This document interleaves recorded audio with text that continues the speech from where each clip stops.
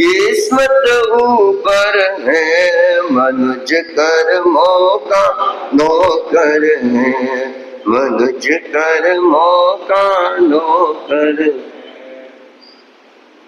इस गीत के माध्यम से एक सत्य को प्रकट किया गया, संपूर्ण सत्य नहीं बताया, एक सत्य को प्रकट किया गया कि मनुष्य है वो क्या है, कर्मों का नौकर है। अच्छा, आप लोग मानते हो? अच्छा, मनुष्य कर्मों का नौकर है, मालिक क्या बोलो, नौकर है कि करता है, मालिक है क्या, करता है, दोनों। अच्छा, नौकर भी और मालिक भी, ऐसा तो कैसे हो गया? तो मालिक होगा या नौकर होगा? मालिक का काम क्या होता है? आदेश देना। नौकर का काम क्या होता है? आदेश का पालन करना। तो मनुष्य क्या है? कर्मों का नौकर? पक्का पक्का है ना? इस बात को पूरी तरह से सत्य मत मानना। हालांकि जीवन में सर्वत्र हम देखते हैं कि शक्ति की पूजा होती है, जो ताकतवर होता है उसकी पूजा होती है। धन बल और कौन सा बल है? जन बल, सत्ता बल, बुद्धि का बल, तप का बल, विद्या का बल। और कहते कि इन समस्त बलों को भी धराशायी करने वाला तो कोई सुपर पावर माना जाता है तो कर्म बल माना जाता है। और कितने कितने ऐसे उदाहरण हमारे सामने आते हैं, उस कर्म बल के सामने बड़ी बड़ी शक्तियां शक्तिहीन हो जाती हैं। और इतिहास ऐसी घटनाओं से भरा पड़ा है। ऐसी अनेकों घटनाएं हैं जो इस बात को प्रूव करती है, साबित करती है कि जो कर्म है वह शक्तिमान है। क्या कर्म है? वह शक्तिमान है कि कर्म जैसा नचाता है। और इसको उपमा दी गई मदारी की तरह। कर्म कैसा है? मदारी की तरह। मदारी होता है, जानते मदारी क्या होता है? जो आप देखना कभी कभी ऐसे ना बंदरों को लेकर के, भालू को लेकर के आते हैं और ऐसे नाच नचाते हैं। जैसे वह नाच नचाता है वैसा वह बंदर या भालू नाचता रहता है। ऐसे ही कर्म क्या है? मदारी के रूप में जो इस जीव को या आदमी को कह दो क्या करता है? नचाता है। और कैसे नचाता है? कितने कितने ऐसे उदाहरण हमारे सामने हैं कि पांडव इतने शक्तिशाली फिर भी उनको कितने साल का वनवास भोगना पड़ा। और जिनके साथ में श्री कृष्ण स्वयं थे लेकिन फिर भी 12 साल का वनवास भोगना पड़ा। राम महापुरुष थे, कितने शक्तिशाली थे, लेकिन 14 साल का वनवास उनको भी भोगना पड़ा, सीता से बिछुड़ना पड़ा। क्यों? कर्म के कारण से। देवकी ने 7 पुत्रों को जन्म दिया लेकिन एक भी पुत्र का लालन पोषण नहीं किया। क्यों? ऐसे कितने कितने उदाहरण। और भी श्रेणी जो भगवान का परम भक्त था और क्या हुआ उनके साथ में? अंतिम में क्या हुआ? जेल में डलवाया गया। किसने डाला? खुद के बेटे ने जेल में डाला। और कहते कि हर रोज 500 कोड़े कौन मारता था? कोड़े खुद जाकर के अपने पिता को कोड़े मारता था। अब सोचो कि जो इतना शक्तिशाली, इतने शक्ति संपन्न होने पर भी ऐसी स्थिति से व्यक्ति को गुजरना पड़ता है, तो इसका कारण क्या? क्या कारण है? कि कर्म की सुपर पावर क्या, तो उसका प्रभाव ऐसा है कि सामान्य व्यक्ति भी, एकदम सामान्य व्यक्ति भी कई बार भगवान के रूप में पूजा जाता है। और आज देख लो ऐसे कई खिलाड़ी मिल जाएंगे, कभी नेता मिल जाएंगे कि जिनको लोग क्या मानते हैं? भगवान के रूप में उनको पूजते हैं। और कहीं के तो मंदिर भी बनने लग गए। कहीं के तो किनके मंदिर? देवी देवताओं के नहीं, नेता अभिनेताओं के, खिलाड़ियों के, उनके मंदिर बनने लगे। लोग उनकी पूजा भी करने लगे। और एक चाय बेचने वाला भी क्या बन जाता है? चाय बेचने वाला भी प्रधानमंत्री बन जाता है। एक मछुआरा भी राष्ट्रपति बन जाता है। अब सोचो कि एकदम सामान्य से सामान्य व्यक्ति, सामान्य स्थिति में रहने वाला व्यक्ति भी कहां से कहां पहुंच जाता है। और अब ये भी सोचना कि कई कि आप नेताओं को देखते होंगे जितनी जेड प्लस सिक्योरिटी होती है, लेकिन फिर भी उनका क्या हो जाता है, मर्डर हो जाता है, हत्या हो जाती है। इंदिरा गांधी की भी हत्या हुई थी, राजीव गांधी की भी हत्या हुई, गांधी जी की भी हत्या हुई। अब सोचो कि इनकी कितनी कितनी तो सुरक्षा रहती है, फिर भी उनकी हत्या हो जाती है। और अब इन जब घटनाओं को देखते हैं तो हमारे दिमाग में क्या निर्णय होता है कि कर्म है वो क्या है, शक्तिशाली सुपर पावर। अगर कोई इस दुनिया में अगर कोई चीज है तो क्या है, कर्म है, जिसको दुर्भेद्य या ऐसे कह सकते हैं, ये कर्म ऐसा वज्र है जिसको कोई व्यक्ति तोड़ नहीं पाता। इसके सामने सारे के सारे बल बौने हो जाते हैं। और भगवान प्रभु महावीर से भी गणधर गौतम एक प्रश्न पूछ लेते हैं कि प्रभु कर्म की शक्ति कितनी है। क्या प्रश्न पूछा, कर्म की शक्ति कितनी है। हाँ, आपको पूछ ले कर्म की शक्ति कितनी है तो क्या बताओगे, क्या बताओ। हाँ, जो उपासक है वो बता सकते हैं, निर्मल जी उपासक है, और कौन है उपासक, और है ना यहाँ पे एक उपासिका बहन और है ना। हाँ बताओ कर्म की शक्ति कितनी है। हाँ, लेकिन ऐसे कर्म की शक्ति है कितनी, ऐसे हम कितनी मानते हैं। ऐसे भगवान से जब पूछा गया तो भगवान ने पता क्या उत्तर दिया, भगवान ने कहा कर्म की अनंत शक्ति है। कितनी है, अनंत शक्ति। कर्म की कितनी शक्ति है, अनंत शक्ति मानी गई। तो फिर प्रश्न पूछा आत्मा की शक्ति कितनी है। आत्मा की भी अनंत शक्ति, कर्म की भी अनंत शक्ति और आत्मा की भी अनंत शक्ति है। परंतु ये जो अनंत शक्ति कर्म है ना, कर्म की अनंत शक्ति है, लेकिन ये क्या है, ये जड़ की शक्ति है। कर्म है ना वो जड़ है, और आत्मा क्या है, आत्मा है वो चेतन है। दोनों में बहुत बड़ा फर्क है। कर्म है वो अजीब है, जड़ है। कर्म अपने आप में अनंत शक्ति संपन्न होते हुए अपने आप में कुछ नहीं है, और आत्मा अनंत शक्ति संपन्न होते हुए भी उसमें बहुत कुछ है। और आपको ये थोड़ा सा गहरा भी हो जाएगा, लेकिन समझने, कर्म विज्ञान के बारे में थोड़ा जानने समझने का प्रयत्न करें, कर्म के कुछ रहस्यों को जानने की कोशिश कर रहे हैं कि ये दोनों में अनंत शक्ति, लेकिन दोनों की शक्ति के बीच में बहुत बड़ा अंतर है। आत्मा की भी अनंत शक्ति है, कर्म की भी अनंत शक्ति है, लेकिन अनंत शक्ति में एक बहुत बड़ा अंतर है। और वो अंतर क्या है, कहते हैं कि कर्म की शक्ति है ना, अनंत शक्ति होने पर भी वह स्वतः एक्टिव नहीं हो सकती, अपने आप कुछ नहीं कर सकती। और आत्मा की अनंत शक्ति है, वह अपने आप में सक्रिय है, अपने आप में एक्टिव है। तो बताया गया कि अनंत शक्ति संपन्न कर्म की भी कितनी शक्ति है, अनंत, और आत्मा की भी अनंत शक्ति है।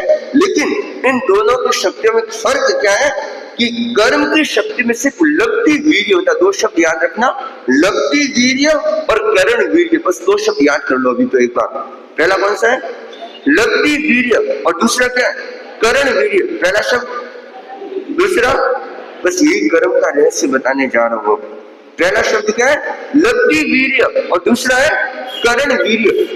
कर्म के पास में सिर्फ और सिर्फ लगती वीर्य है, मतलब अनंत शक्ति की उपलब्धि है, जिसको ऐसे कह सकते हैं कि योगात्मक शक्ति कह सकते हैं। मतलब शक्ति की क्षमता, उसके पास उपलब्ध क्षमता है। और ये कौन सी शक्ति कहलाती है, लगती वीर्य। कौन सी कहलाती है, लगती वीर्य। और करण वीर्य क्या होता है, करण वीर्य होता है प्रयोगात्मक शक्ति, एक्टिव करना, सक्रियता, यह आत्मा की शक्ति है। आत्मा में दोनों तरह की शक्ति है, लगती वीर्य भी है और करण वीर्य भी है। लगती वीर्य का मतलब अनंत शक्ति की उपलब्धि, अनंत शक्ति का मिलना, अनंत शक्ति का विस्फोट करना, यह आत्मा में अनंत शक्ति। लेकिन साथ में कौन सी शक्ति है, प्रयोगात्मक शक्ति है। करण वीर्य मतलब वो पुरुषार्थ करके अपनी शक्ति को एक्टिव, सक्रिय कर सकता है। लेकिन जो कर्म की शक्ति है ना, वो अपने आप में कुछ नहीं कर सकती। अपने आप में कर्म कुछ नहीं कर सकती। हाँ, जब आत्मा के साथ इसका संबंध हो जाता है तब जाकर के वो शक्तिशाली बनते। लेकिन उसमें भी देखना, उसमें भी एक बहुत बड़ा फर्क रहेगा कि आत्मा की अनंत शक्ति है, कर्म अनंत शक्ति होने पर भी सर्वशक्तिमान नहीं है। कर्म अनंत शक्ति होने पर भी सर्वशक्तिमान नहीं है, और आत्मा अनंत शक्ति होने के साथ में भी क्या है, सर्वशक्तिमान है। आत्मा चाहे तो अपनी शक्ति का प्रयोग करके अनंत शक्ति का प्रयोग कर सकती है, लेकिन कर्म अपनी अनंत शक्ति का प्रयोग नहीं कर सकती, क्योंकि वो क्या है, जड़ है। क्या है, जड़। और जड़ और चेतन में क्या है, चेतन अपनी शक्ति का प्रयोग स्वतंत्र रूप में कर सकता है, लेकिन जड़ नहीं कर सकता। आपके पास ये मोबाइल है, ये माइक है, ये क्या है, जड़ है कि चेतन है? जड़ है। जड़ की खास बात क्या है, वो अपने आप में कुछ नहीं कर सकता। अब मान लो ऋषभ जी आकर के स्विच बंद कर दे, ये स्विच बंद कर दे, तो माइक क्या करेगा? क्या होगा? इस मोबाइल को अगर स्विच बंद कर दिया तो क्या होगा, बोलो? रिकॉर्डिंग होगी? नहीं होगी। आप इसका कुछ उपयोग कर सकते हो? नहीं कर सकते। क्यों? इसके पास कौन सी शक्ति है? सिर्फ लगती वीर्य है, क्षमता है इसमें, लेकिन अपने आप में ये कुछ नहीं कर सकती। इसको करने के लिए, एक्टिव करने के लिए कोई दूसरा चाहिए। अपने आप कुछ नहीं कर सकती, कोई दूसरा होगा ना, तब जाकर के यह अनंत शक्ति काम कर सकती है। लेकिन अपने आप में भली अनंत शक्ति पड़ी होगी। जहर होता है ना, जहर, जहर में कितनी शक्ति है कि नहीं? जहर किसी को मार सकता है, लेकिन क्या पड़ा पड़ा मार देगा किसी को? तो क्या करना होगा? कोई लेगा, मतलब प्रयोग। जहर में मारने की क्षमता है, लेकिन अपने आप में जहर किसी को नहीं मार सकता, क्योंकि उसमें कौन सी शक्ति है? सिर्फ लगती वीर्य है, मारने की क्षमता है, लेकिन अपने आप में एक्टिव नहीं है। वो क्या करना, अगर जब व्यक्ति लेगा तो उस पर असर क्या करेगा, उसको मार देगा। अब लेने वाला कौन है? वह जीव है। उसमें कौन सी शक्ति है? करण वीर्य भी है और लब्धि वीर्य भी, मतलब उस क्षमता का प्रयोग करने की भी, शक्ति का प्रयोग करने की भी उसमें क्षमता है। लेकिन जो जड़ है, कर्म है, अचेतन है, वह अपने आप में कुछ भी नहीं कर सकता। सुपर कंप्यूटर होगा, लेकिन अपने आप में क्या, एक मशीन है, इसके अलावा अपने आप में कुछ नहीं कर सकता। अणुबम, एटम बम, तो सबसे ज्यादा एटम बम किसके पास में? किसके पास में? अमेरिका के पास में। संभव दया शायद अमेरिका के पास में सबसे ज्यादा एटम बम है। एटम बम अपने आप में क्या कुछ कर सकता है? नहीं कर सकता। क्यों? क्योंकि वह जड़ है।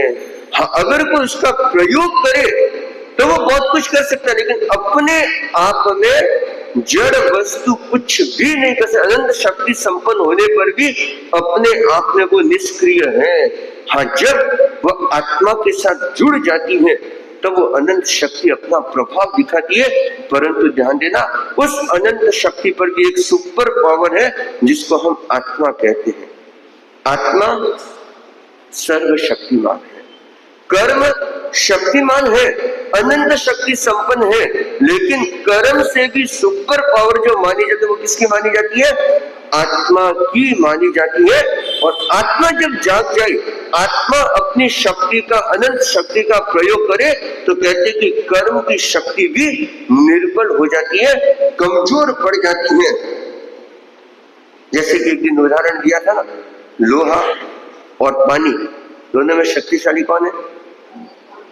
पानी शक्तिशाली। ऐसे तो लोहा हथौड़ा शक्तिशाली होता है, लेकिन उस हथौड़े को, हथौड़ों के भी गलाने की ताकत पानी में होती है। पहाड़ ज्यादा शक्तिशाली है कि हथौड़ा ज्यादा शक्तिशाली? हथौड़ा पहाड़ को तोड़ सकता है, ध्यान देना, हथौड़ा पहाड़ को तोड़ सकता है। क्यों? क्योंकि उसका प्रयोग किया जा सकता है।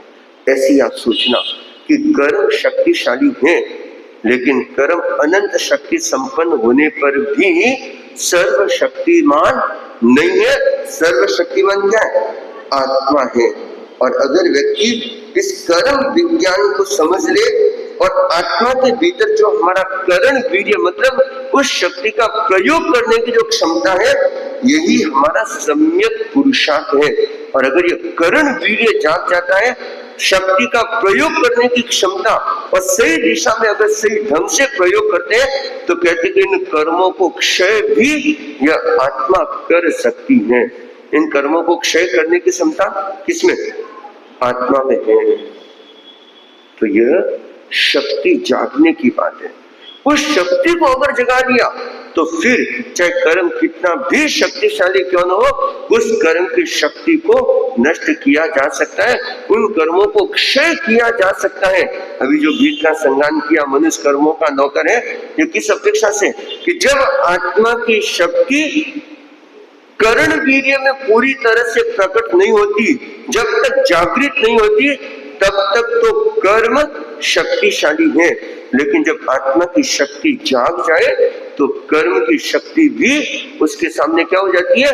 बौनी हो जाती है। और कितने कितने ऐसे उदाहरण हैं कि जिन्होंने अपना आत्म शक्ति का करण वीर्य जागृत किया तो वो कहाँ चले गए? कर्मों को क्षय करके मुक्ति को उन्होंने प्राप्त कर लिया।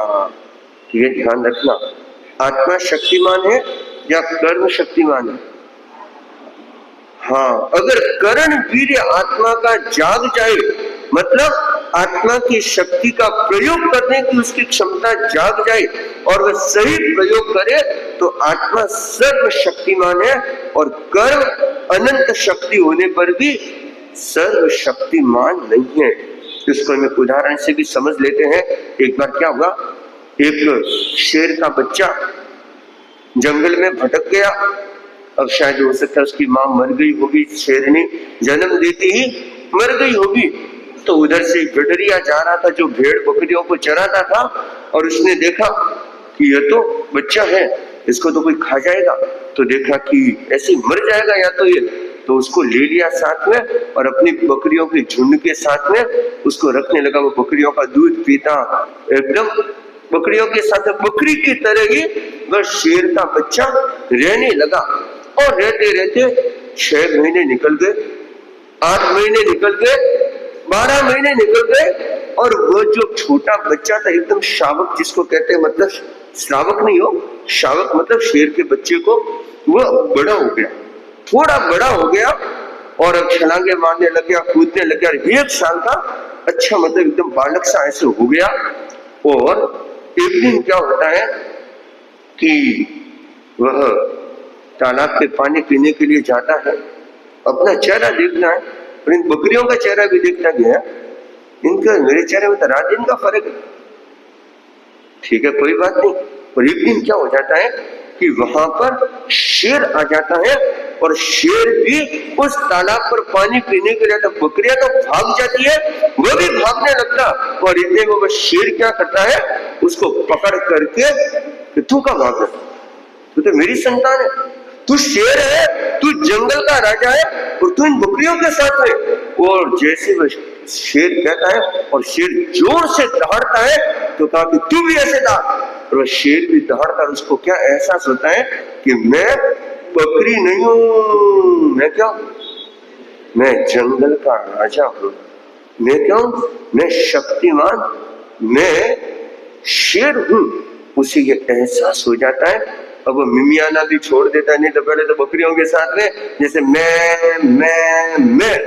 अब मैं करना भी छोड़ दिया। अब तो क्या करता है, सीधा गर्जना करता है, जिससे कि पूरा जंगल भी कांप जाता है। ऐसे ही आप समझ लेना कि यह जो आत्मा रूपी शेर है ना, ये आत्मा क्या है, ये शेर है। और जो कर्म रूपी बकरियों के झुंड के साथ में यह आत्मा मिल गई। किसके साथ मिल गई? कर्म रूपी जो बकरियां है ना, उनके साथ में यह आत्मा रूपी शेर उस झुंड में मिल गई। और इस अज्ञान के कारण, अपनी क्षमता को नहीं पहचानने के कारण, अपनी शक्तियों को जागृत नहीं करने के कारण वो इन बकरियों के साथ में ही क्या कर रही है, घूम रही है। आत्मा क्या है? शेर की तरह। शेर रूपी आत्मा, सिंह रूपी आत्मा किसके साथ में घूम रही है? कर्म रूपी बकरियों के साथ में घूम रही है। और जैसे उसे कह दो कि तीर्थंकर प्रभु की वाणी, जिन वाणी गुरु की वाणी सुनने को मिलती है और उसकी अंतस चेतना जाग जाती है, अंतस सोई हुई शक्तियां भी जागृत हो जाती है। और जैसी जागती है ना तो वो क्या करता है? वह आत्मा रूपी सिंह जोर से गर्जना करता है। और जैसी गर्जना करता है तो क्या होता है? कर्म रूपी जो बकरियां है ना वो सदा सदा के लिए वहां से भाग जाती है। तो ध्यान रखना, अगर कोई आपको पूछ ले कि शक्तिमान कौन है, बलवान कौन है, आत्मा या कर्म, दोनों में कौन बलवान है? आत्मा। कर्म संपूर्ण रूप से बलवान नहीं है, शक्तिमान है, लेकिन सर्व शक्तिमान कर्म कभी नहीं हो सकता। सर्व शक्तिमान कौन है? आत्मा। लेकिन कौन सी आत्मा? जिसका कर्ण वीर्य जागृत हो गया, जिसकी अनंत शक्ति जागृत हो गई, वह जो आत्मा है वह तो सर्व शक्तिमान है। तो यह अपने दिमाग से यह निकाल देना कि भाई कर्म जो कुछ करता है कर्म के द्वारा ही होता है या कर्म ही सब कुछ है, ऐसा कभी मत मानना। बस हमें अपनी आत्मा की शक्ति को जागृत करने की जरूरत है। और जब यह आत्मा साधना करती है और कहते हैं कि साधना के द्वारा इन कर्मों को हम क्षय भी कर सकते हैं और उस परम लक्ष्य अर्थात मोक्ष को भी प्राप्त कर सकते हैं। कब कर सकते हैं? कि जब आत्मा अपनी अनंत शक्ति को जागृत करे, कर्ण वीर्य को जागृत कर दे। और कर्ण वीर्य अगर मतलब आत्मा की शक्ति का जागरण हो गया तो अपने आप कर्म की शक्ति भी क्या हो जाती है? क्षीण पड़ जाती है, कमजोर पड़ जाती है। तो हमें अपने आत्म शक्ति को जागृत करना है। तो बलवान कौन है, कर्म या आत्मा? अच्छा, अनंत शक्ति संपन्न कौन है, कर्म है या आत्मा? दोनों। अनंत शक्ति संपन्न कर्म भी है और आत्मा भी है, लेकिन आत्मा में खास बात क्या है? आत्मा में दो तरह की शक्ति और कर्म में एक ही शक्ति है। कर्म में कौन सी शक्ति है? लवती वीर्य। और आत्मा में कौन सी शक्ति है? लवती वीर्य के साथ में कर्ण वीर्य, मतलब कि वह अपने आप को एक्टिव कर सकती है, सक्रिय कर सकती है, लेकिन कर्म अपने आप को सक्रिय नहीं कर सकते। चाहे कितनी भी इंस्ट्रूमेंट होंगे, कितनी भी मशीन होगी, कितनी भी चीजें होगी, चाहे रोबोट होंगे, कंप्यूटर होंगे, मोबाइल होंगे, जो चीजें हैं, अगर वह जड़ है, अचेतन है, तो अपने आप में वे कुछ नहीं कर सकते। उनको सक्रिय करने के लिए कोई ना कोई चाहिए, चाबी घुमाने वाला चाहिए। और फिर जितनी चाबी भरी राम ने उतना चले खिलौना। अगर चाबी जितनी घुमाओगे, जैसे कर्म करोगे तो कर्म अपना चमत्कार दिखाएगा। लेकिन अगर आपने अपनी लवती वीर्य को प्रकट कर लिया, उसको जागृत कर लिया, तो कर्म की शक्ति भी अपने आप शांत हो जाती है। कर्म की शक्ति को भी हम क्या कर सकते हैं? क्या कर सकते हैं? कमजोर कर सकते हैं, कर्म को भी क्षय कर सकते हैं। तो ये कर्म विज्ञान का एक बहुत अद्भुत सूत्र है कि हमें अपने सम्यक पुरुषार्थ को जगाना है, आत्मा की शक्ति को जागृत करना है और आत्मा की शक्ति को जागृत करके कर्म मुक्ति की दिशा में हमें आगे बढ़ना है। इन्हीं भावों के साथ में ओम शांति शांति शांति।